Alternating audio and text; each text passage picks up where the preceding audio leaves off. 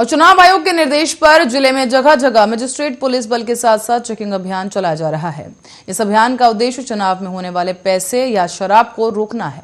अलीगढ़ के बीच बाजार central point पर कल पुलिस की टीम ने एक बाइक पर जाते हुए चेकिंग के दौरान करीब 9 लाख पकड़ लिए थे। इस दौरान टीम ज्यादातर 4 पहिया वाहनों को चेक कर रही है, लेकिन कल सेंट्रल पॉइंट चौराहे पर एक बैग में रखकर पुलिस ने भारी मात्रा में नकदी बरामद की। इस दौरान 2 युवकों को पकड़ा गया। उस समय पकड़ लिया गया जब थैला फटने के कारण नोटों की गड्डी सड़क पर जा गिरी। इसके बाद पुलिस की टीम ने पूरा कैश कब्जे में लिया। हालांकि जिस पैसे का दावा किया जा रहा था वो पूरे पैसे बैंक से निकाल कर लाया था और उसको पैसे माल के एवज में भुगतान करना था। फिलहाल टीम ने पूरा पैसा जब्त कर लिया है और पूरे मामले की जांच की जा रही है। फिलहाल कैश ले जाने वाले युवक अरशद ने बताया है कि मेरा मंडी का कारोबार है, फलों का, बैंक से पैसे निकाल कर लाया था और मंडी में पैसे बांटने थे और ये मैं लेकर जा रहा था। थैला फट गया, उसमें से कुछ पैसे गिर गए और टीम ने मुझे पकड़ लिया।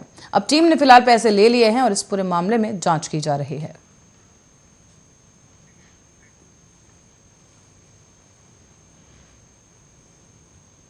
बुलेटिन में आगे बढ़ेंगे, रुक करेंगे अगली खबर की ओर। हापुड़ से ये खबर सामने आई है, जहां हापुड़ के धौलाना विधानसभा और गढ़ विधानसभा पहुंचे एआईएमआईएम के राष्ट्रीय अध्यक्ष असदुद्दीन ओवैसी ने अपनी पार्टी और उम्मीदवारों के लिए जमकर प्रचार किया।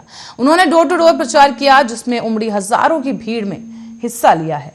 साथ ही आपको बता दें, इस दौरान डोर टू डोर कैंपेनिंग में कोविड-19 प्रोटोकॉल, आचार संहिता की जमकर धज्जियां उड़ाई गई। तो वहीं प्रचार के दौरान एक बड़ा हादसा भी हो गया। दरअसल एक युवक इस प्रचार के दौरान प्रसार में करंट लगने से घायल हो गया है। ओवैसी को देखने के लिए ट्रक पर चढ़ा युवक हाईटेंशन तार की चपेट में आ गया और झुलस गया। फिलहाल उसे अस्पताल में भर्ती करा दिया गया है। जनपद हापुड़ के गढ़मुक्तेश्वर विधानसभा से प्रत्याशी फुरकान चौधरी के लिए प्रचार और प्रसार और मतदाताओं से डोर टू डोर जनसंपर्क करने के लिए यहां पर आए कार्यकर्ताओं में से एक 11,000 की बिजली की लाइन की चपेट में आने से कार्यकर्ता झुलस गया है। इस दौरान असदुद्दीन ओवैसी के पहुंचने से पहले ही समर्थकों ने जबरदस्त उत्साह नजर आया है। साथ ही हजारों की संख्या में भीड़ भी वहां पर जमा हुई, लेकिन कार्यकर्ता और समर्थक कोविड-19 और आचार संहिता की गाइडलाइंस को भूल गए। पुलिस प्रशासन के कहने के बावजूद भी समर्थक और कार्यकर्ता हाय हुल्ला करने से बाज नहीं आए। आपको बताते चलें कि उत्तर प्रदेश विधानसभा चुनावों में इस बार एआईएमआईएम पहली बार चुनाव लड़ रही है, पर जिस तरह से उनकी रैलियों में भीड़ आ रही है उसे देखते हुए इस बार ओवैसी की पार्टी कड़ी टक्कर अपने विरोधियों को दे सकती है।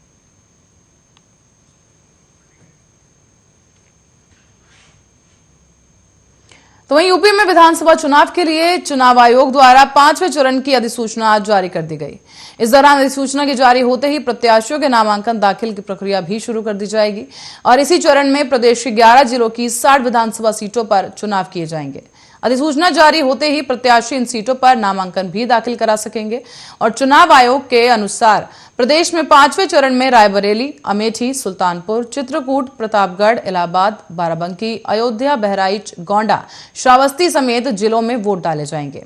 5वें चरण में अवध, बुंदेलखंड और तराई क्षेत्र के 11 जिलों की 60 विधानसभा सीटों में 8 फरवरी तक प्रत्याशी अपना नामांकन दाखिल कर सकेंगे। तो वहीं नामांकन पत्रों की जांच 9 फरवरी को की जाएगी, जबकि प्रत्याशी अपना नामांकन 11 फरवरी तक वापस भी ले सकते हैं। पंजाब विधानसभा चुनाव के लिए भी आज नामांकन दाखिल करने की आखिरी तारीख है और इसके बाद 117 सीटों पर नामांकन दाखिल नहीं किए जा सकेंगे। 2 फरवरी को नामांकन की पड़ताल होगी और 4 फरवरी तक नाम वापस लिए जा सकेंगे। इस दौरान मतदान 20 फरवरी सुबह 8 से शाम 6 बजे तक होगा, जबकि काउंटिंग 10 मार्च को होगी। इन 60 सीटों पर भी मतदान 27 फरवरी को होगा और आपको बता दें कि 5वें चरण के चुनावों के बाद प्रदेश में चुनावी सरगर्मियां पूर्वांचल की ओर अपने अंतिम चरणों की तरफ बढ़ जाएंगी। गौरतलब है कि राज्य में प्रथम चरण में पश्चिमी जिलों में मतदान होना है और वहां पर इस समय चुनाव प्रचार जोरों पर है और सभी पार्टियां वहां पर अपना दमखम दिखाने में लगी हुई हैं। वेस्ट यूपी में पहले और दूसरे चरण मतदान होने हैं और वहीं पर यहां पर पहले चरण के लिए 10 फरवरी को मतदान किया जाएगा। गौरतलब है कि उत्तर प्रदेश विधानसभा चुनाव के पहले चरण की 58 सीटों के लिए गुरुवार को 623 उम्मीदवारों के पहले चरण के लिए मैदान में होंगे। तो वहीं 35 कैंडिडेट्स ऐसे भी हैं जिन्होंने अपना नाम वापस ले लिया था। अब आपको बता दें कि उत्तर प्रदेश की 403 विधानसभा सीटों के लिए चुनाव आयोग ने 7 चरणों में चुनाव कराने की घोषणा की है। उत्तर प्रदेश विधानसभा चुनाव के लिए मतदान जो है 10 फरवरी, 14 फरवरी, 20 फरवरी, 23 फरवरी, 27 फरवरी, 3 मार्च और 7 मार्च को करवाए जाएंगे। पूरे प्रदेश में मतगणना एक साथ 10 मार्च को कराई जाएगी।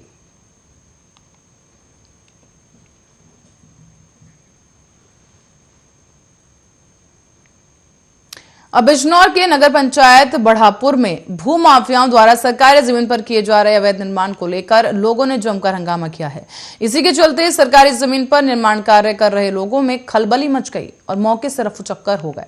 दरअसल आपको बता दें कि बिजनौर के नगर पंचायत बढ़ापुर के मोहल्ला कस्साबन में सरकारी बीज गोदाम पर उस समय हंगामा हो गया जब सरकारी जमीन पर कुछ लोगों द्वारा जेसीबी की मदद से सालों से खड़ी सरकारी बीज गोदाम की इमारत को निर्माण कार्य के लिए लगाए जाने लगा। जैसे सरकारी जमीन पर निर्माण कार्य की खबर लोगों तक लगी तो सैकड़ों की संख्या में लोग वहां इकट्ठा होना शुरू हो गए। देखते ही देखते घटनास्थल पर सैकड़ों की संख्या में लोगों की भीड़ जमा हो गई और उन्होंने हंगामा करना शुरू कर दिया। इस दौरान बता दें आपको कि बढ़ती भीड़ और हंगामा होता देख जेसीबी से इमारत गिरा रहे भूमाफियाओं में खलबली मच गई और वो मौके से रफूचक्कर हो गए। लोगों का आरोप है कि सरकारी संपत्तियों को लीज पर दिए जाने की आड़ में नगर पंचायत सरकारी संपत्तियों को भूमाफियाओं के कब्जे में दे रही है।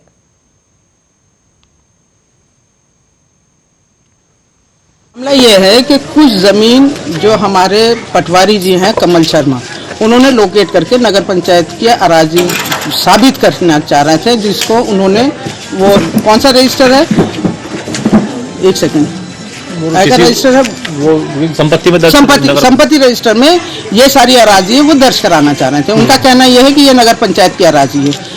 इन्होंने कुछ लोगों से, किसी से 9 लाख रुपए, किसी से 1 करोड़ रुपए लेके पर्टिकुलर्स को दे दिया है। ठीक है, ना इसकी नीलामी हुई, नीलामी तो बहुत दूर की बात है, ना तो सभासदों को पता, ना ये बोर्ड में रखा गया, ना कोई प्रस्ताव पास हुआ। बोर्ड का चेयरमैन साहब की निगाह में कोई वैल्यू नहीं है। हम डीएम साहब के पास जाएंगे, डीएम साहब से ये गुहार लगाएंगे कि साहब इससे पहले भी मैंने बस स्टैंड के पास की एक अराजी है जो कोटद्वार का एक आदमी है नेगी, उसको दे दी थी। उस पर मैं 1 साल से मेरा डीएम साहब से और हर आदमी से ये गुहार लगा रहे हैं, पूरा बोर्ड लगा रहा है कि साहब ये सरकारी संपत्ति को प्राइवेट ठेकेदारों को ना दी।